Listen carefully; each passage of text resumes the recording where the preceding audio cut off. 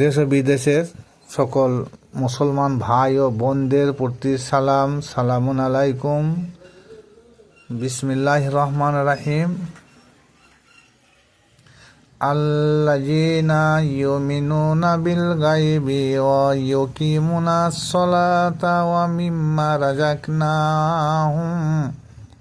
রাযাকনাহুম ইউনফিকুন। আল্লাহ বলেন, তারাই মুমিন মুসলমান এবং মুত্তাকিন যারা আমাকে না দেখে বিশ্বাস করে নিয়েছে। আর কি বলেছে? ওয়া ইউকিমুনাস সালাত ওয়া মিম্মা রাযাকনাহুম ইউনফিকুন। এই যে রাযাকনাহুম ইউনফিকুন, আল্লাহ বলছে তোমরা সালাত কায়েম করো এবং আমার রুজি তোমরা ভক্ষণ করো এবং সেই রুজি অপরকে তোমরা খাওয়াও। কিন্তু এই যে বিল গায়েব বলতে এখানে আল্লাহকে বোঝায় না, কিন্তু বেশিরভাগ তফসিরকাররা বলেছে যে আল্লাহকে না দেখে বিশ্বাস করার নাম হচ্ছে মুমিন মুসলমান। কিন্তু এখানে বলেছে আল্লাহ পাক রব্বুল আলামিনের এমন কিছু নিদর্শনাবলী আছে, সেগুলোর প্রতি বিশ্বাস স্থাপন করার নাম হচ্ছে মুমিন মুসলমান। সেগুলো কি? যেমন মৃত্যুর পর কবরে সওয়াল জবাব হবে, যা বদ আত্মা হবে, যা পাপিষ্ঠ আত্মা হবে তা কবরে আযাব হবে।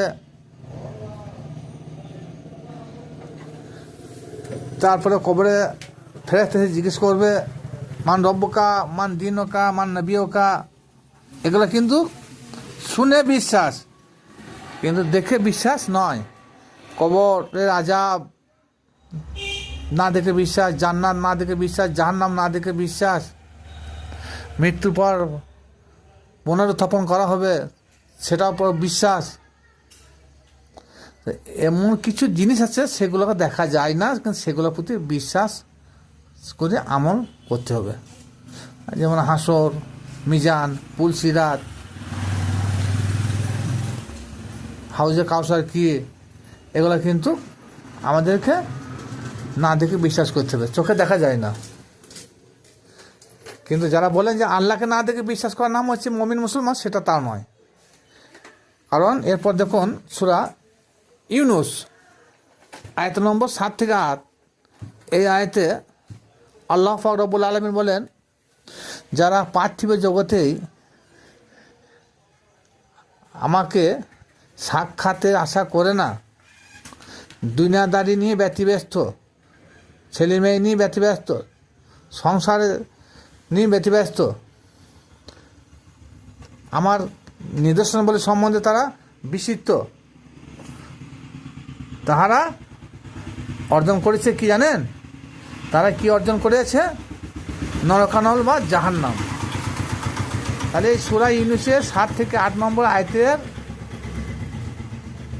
সারমর্ম হলো, আল্লাহ বলতে চাইছেন এই হায়াতের জিন্দেগিতে পার্থিব জগতে যারা আমাকে দেখার চেষ্টা করে না, আমার সাথে সাক্ষাতের আশা করে না, দুনিয়াদারি নিয়ে ব্যতিব্যস্ত, এক কথায় তাদের পরকানে হলে ঠাঁই হবে কোথায়? পরকালে ঠাঁই হবে জাহান্নাম বা নরকানলে প্রবেশ করতে হবে। এই নয়, আল্লাহ কখনো কোনো জায়গায় বলেন নাই যে আমাকে দেখা যাবে না। এরপরে দেখুন আল্লাহ পাক রব্বুল আলামিন সূরা হাদিদ 3 নম্বর আয়াতে বলেছেন, অল আওয়ালো অল আখিরো অল জাহিরো অল বাতিনো। তাহলে আল্লাহ আখির আছে, আর বাতিনও আছে, প্রথমে ছিলেন এবং প্রকাশও রয়েছে। যেখানে জাহিরে আল্লাহ প্রমাণ হচ্ছে, কোরআন সাবত দিচ্ছে, তাহলে সেই আল্লাহকে নিরাকার ভাবে কি করে, নিরাকার বলা যায় কি করে? হয়তো বলুন আমরা অন্ধকারে ডুবে আছি, আমরা কানা, আমরা চোখ থাকতে দেখতে পাই না। তার জন্যে সূরা বানী ইসরাইলে 71 নম্বর আয়াতে আল্লাহ পাক রব্বুল আলামিন বলেছেন, যাহারা এই পার্থিবী জগতে যাহারা আমার সাক্ষাতে আশা করে না,